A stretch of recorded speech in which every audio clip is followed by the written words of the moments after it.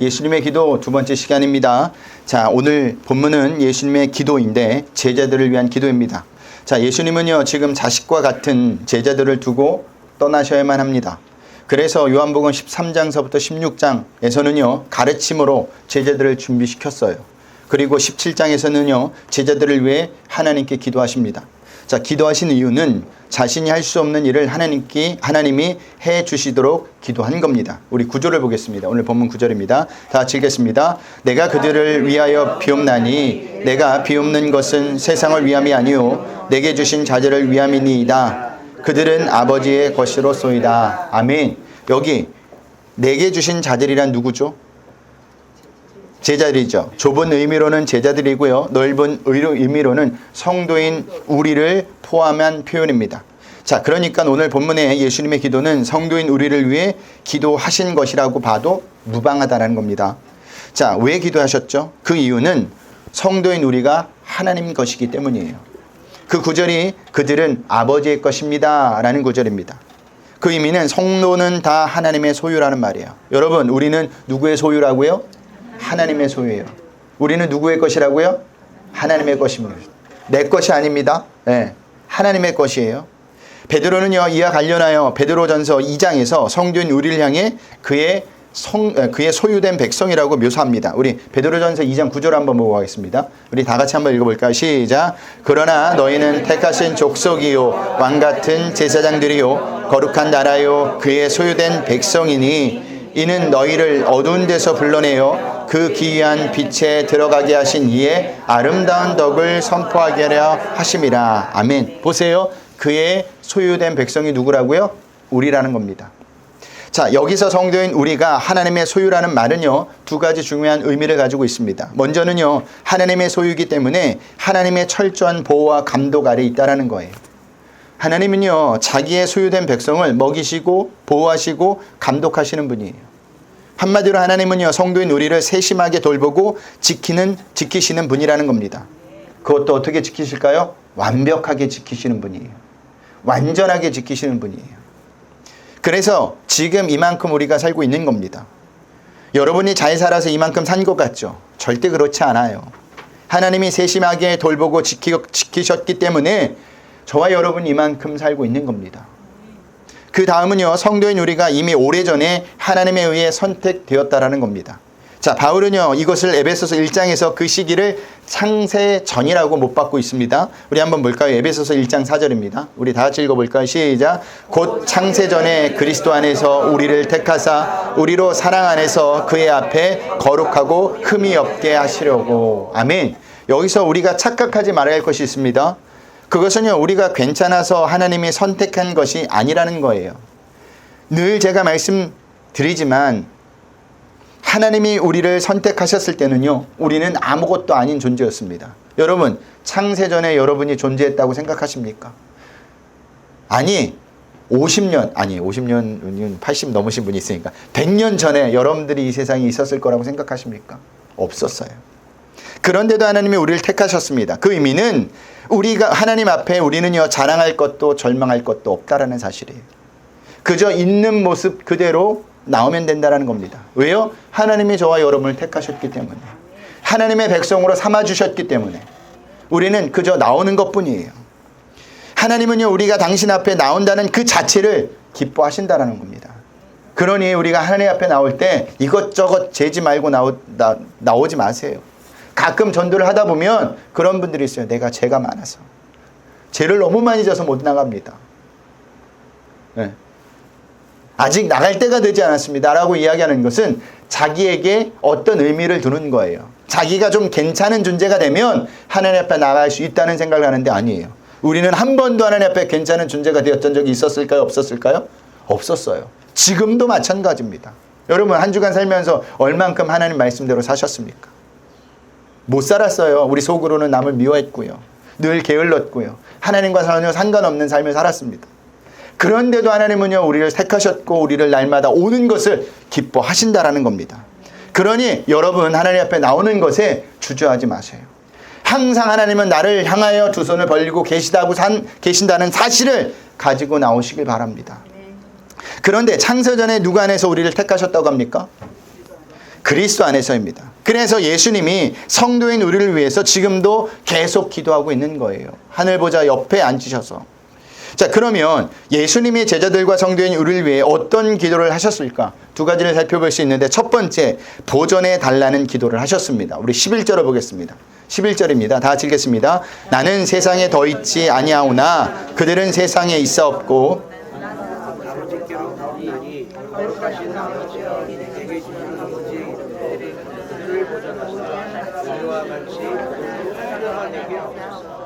아멘. 여기 보존하사, 보존 어떤 뜻일까요?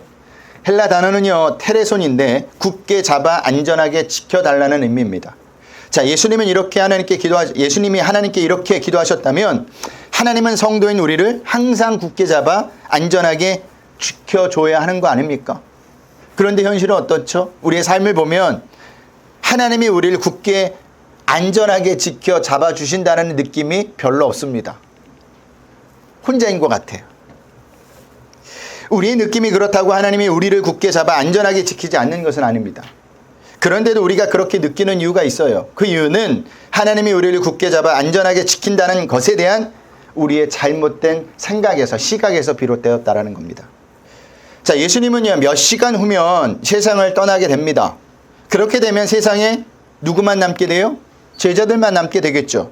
이렇게 세상에 남게 될 제자들을 위해서 예수님은 하나님께 기도하신 거예요. 무엇을 위해서 기도하신 거느냐? 제자들이 세상으로부터 고난과 고통을 당하지 않기 위해서 기도하셨을까요? 아니에요. 예수님의 기도는 그런 기도가 아니었습니다. 예수님의 기도는 세상에 남게 될 제자들의 믿음을 하나님께서 굳게 잡아 안전하게 지켜달라는 기도셨다라는 겁니다. 자, 예수님은 14절 15절에서 좀 더 구체적으로 그 기도를 하세요. 우리 14절 15절을 볼까요? 다 같이 읽겠습니다. 내가 아버지의 말씀을 그들에게 주셨사오매 세상이 그들을 미워하셨 이는 내가 세상에 속하지 아니함같이 그들도 세상에 속하지 아니함으로 인함이니이다. 내가 비옵는 것은 그들을 세상에서 데려가기를 위함이 아니오 다만 악에 빠지지 않게 보존하기를 위함이니이다. 아멘.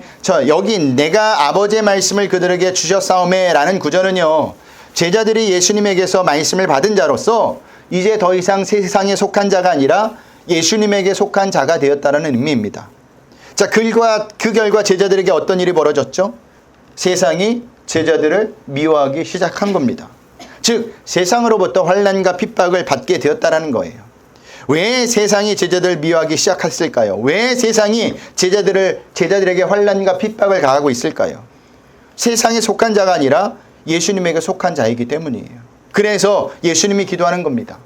그러면 예수님이 하시는 기도는 제자들을 세상으로부터 환난과 핍박을 당하지 않도록 구출해 달라는 기도입니까? 아니에요. 분명히 예수님은 기도하시죠. 15절에 그들을 세상에서 데려가기를 위함이 아니오 라고 기도하세요.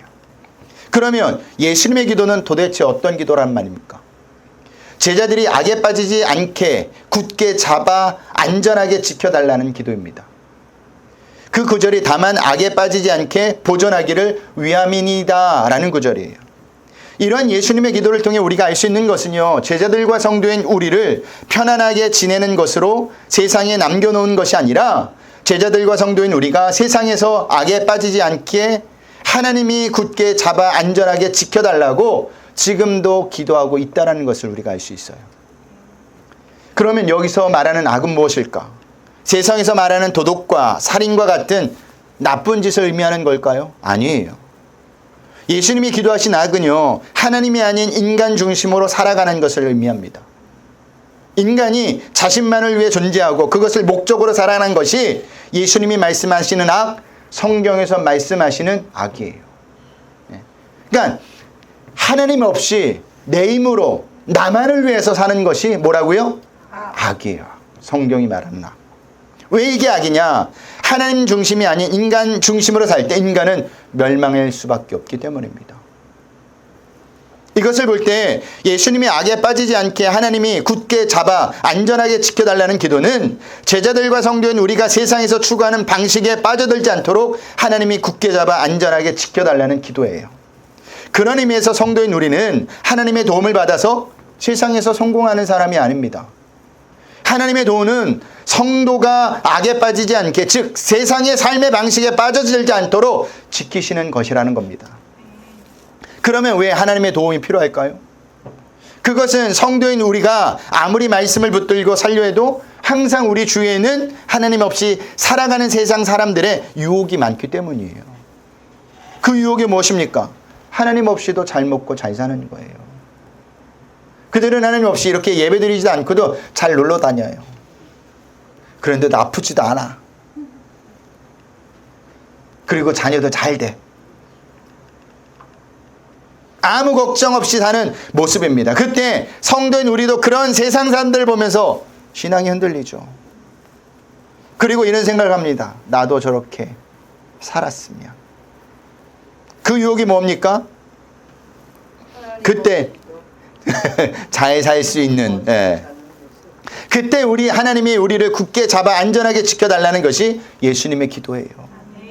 한마디로 성도인 우리의 믿음이 흔들리지 않도록 하나님께 지금 예수님은 기도하고 있는 겁니다. 여러분, 세상 사람들이 잘 먹고 잘 사는 모습을 볼 때 어떤 생각이 드세요? 나도 저렇게 살아봤으면 이라는 생각이 들지 않습니까?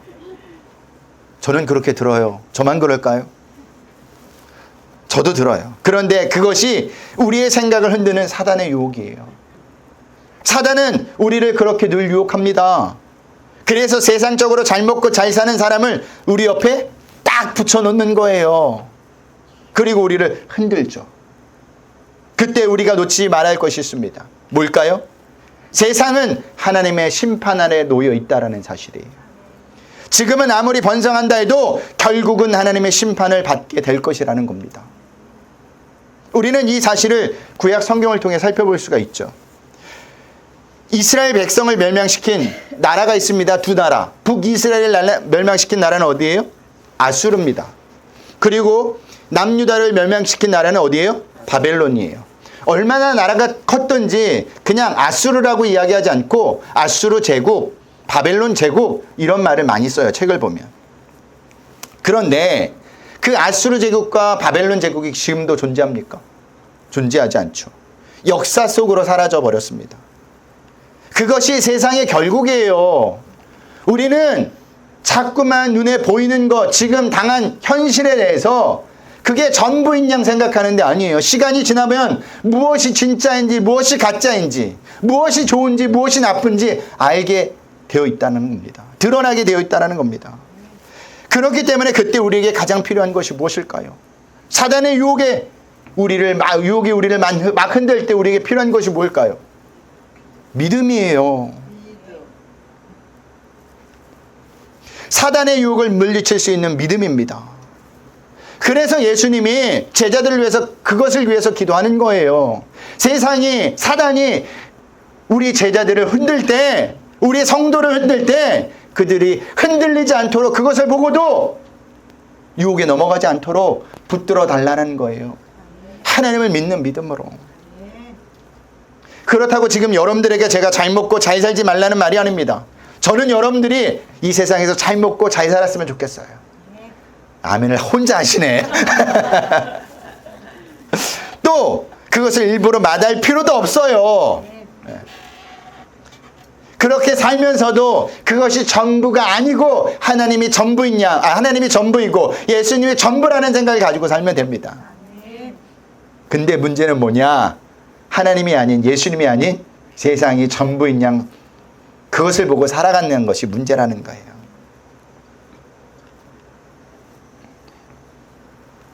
우리가 삶을 살면서 그것이 전부가 아니라 눈에 보이는 것이 전부가 아니라 날마다 하나님을 바라보고 산다면 우리는 어떤 삶 가운데서 속에서도 잘 가고 있는 겁니다. 여러분, 하나님은 우리를 이 세상에서 잘 먹고 잘 살게 하실 수 있지만 힘들게도 하실 수 있다는 사실을 아셔야 합니다.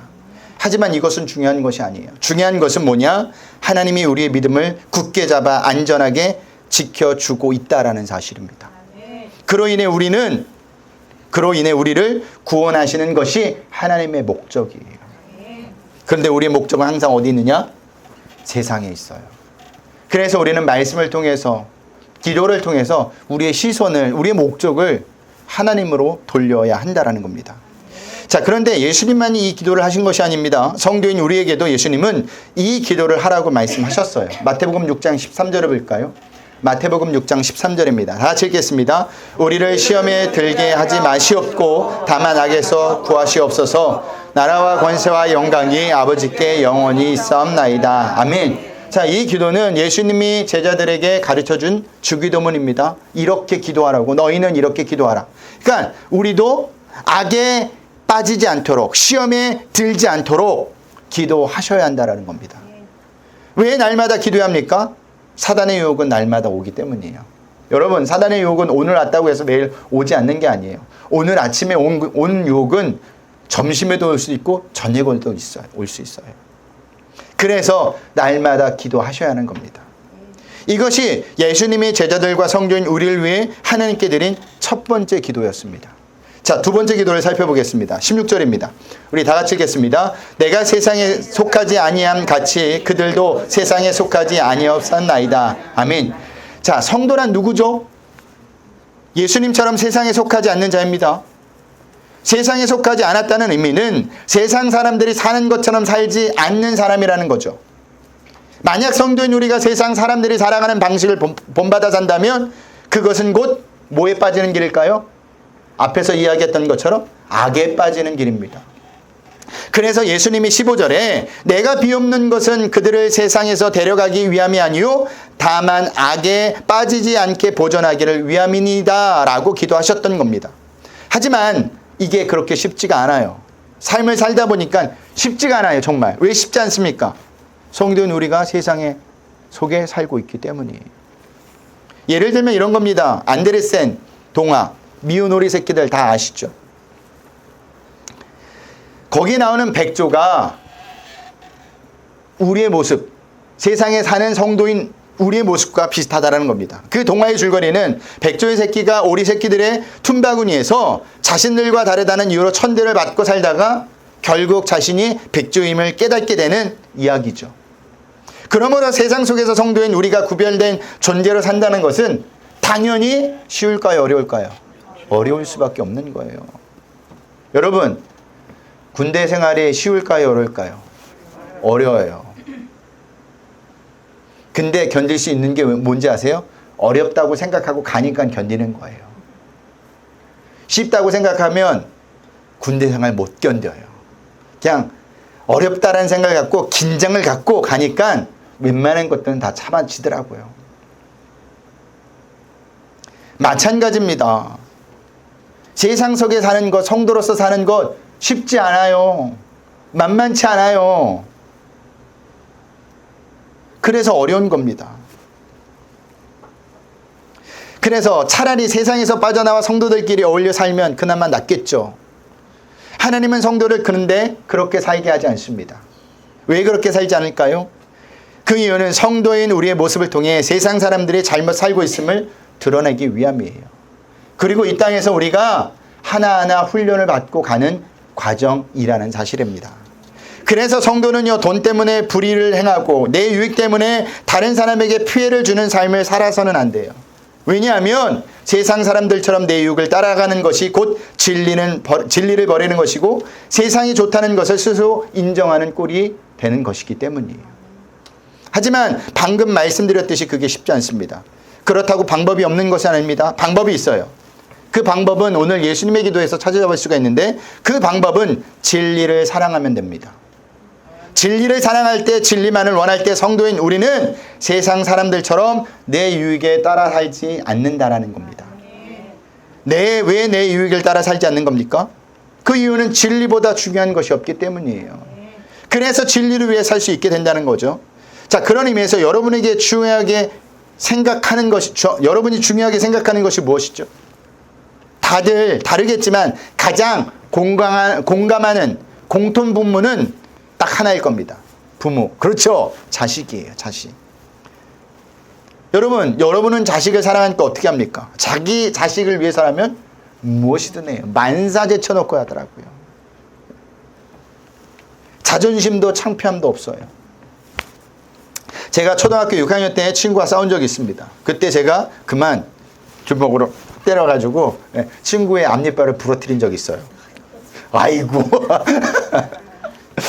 그 일로 인해 저희 어머니가 난생 처음 학교에 오셨습니다. 그때 저희 어머니가 친구 어머니에게 연신 고개를 숙이며 사과를 한 적을 봤어요. 너무 죄송하더라고요. 그리고 속으로 다시는 내가 우리 어머니 학교 올 일을 만들지 않겠다 라고 생각했지만 일은 만들었는데 엄마한테 얘기를 안 해서 오진 않았어요.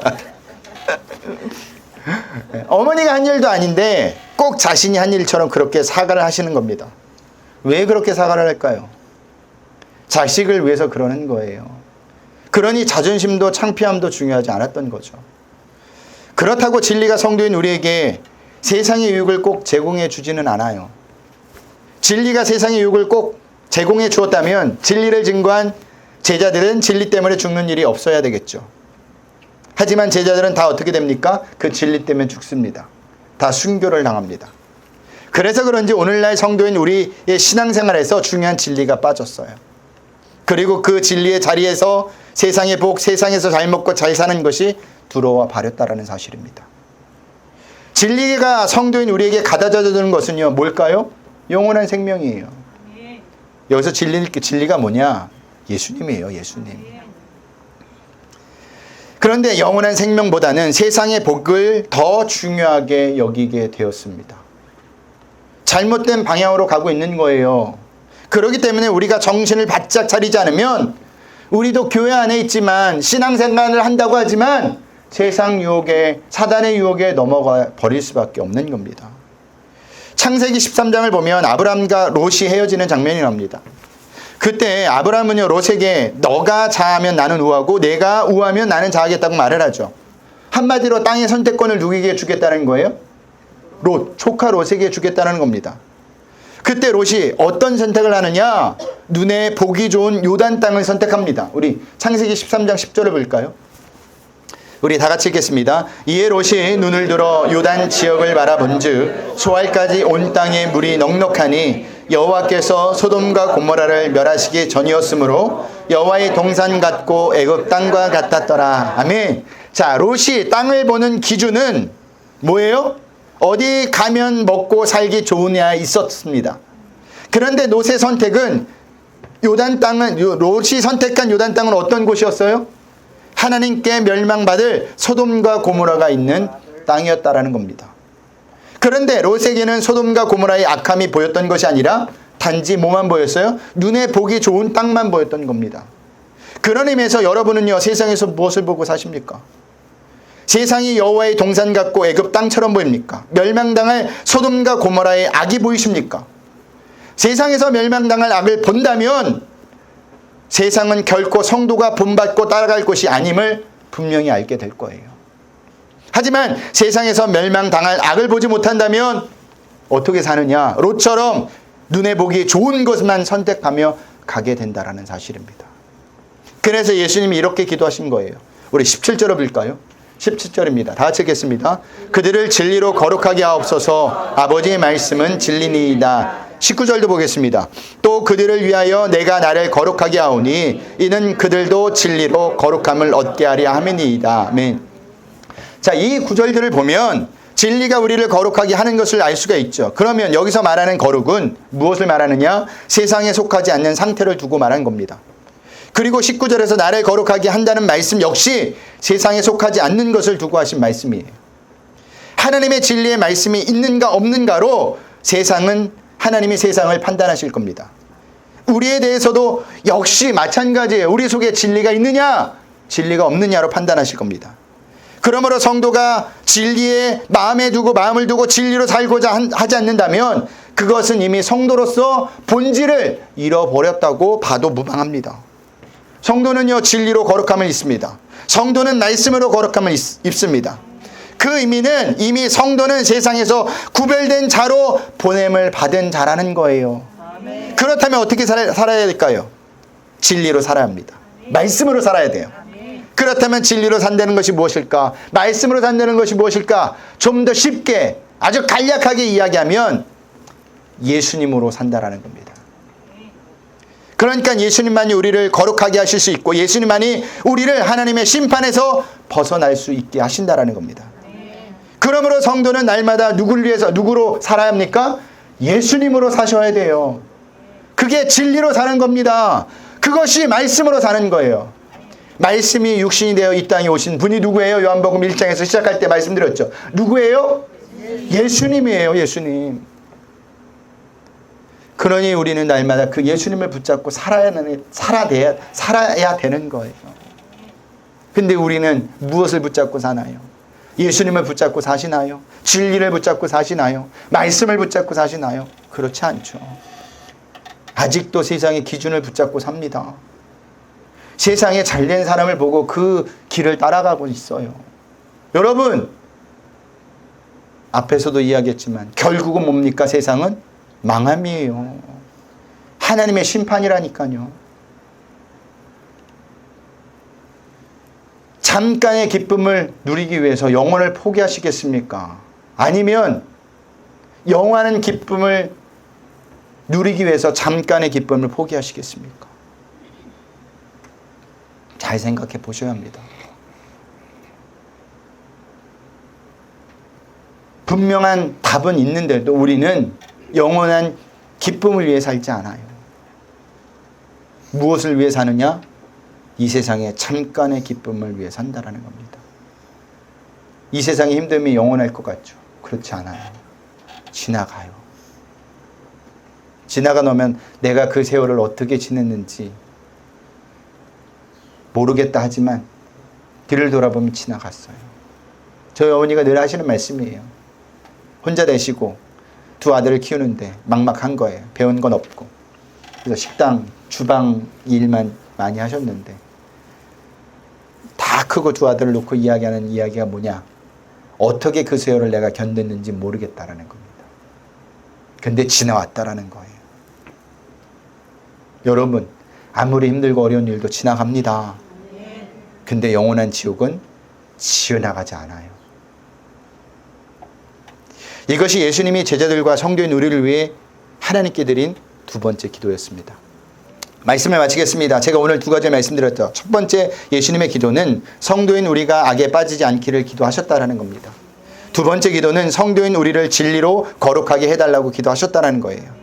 그런 의미에서 여러분은요, 날마다 악에 빠지지 않기를 기도하고 계십니까?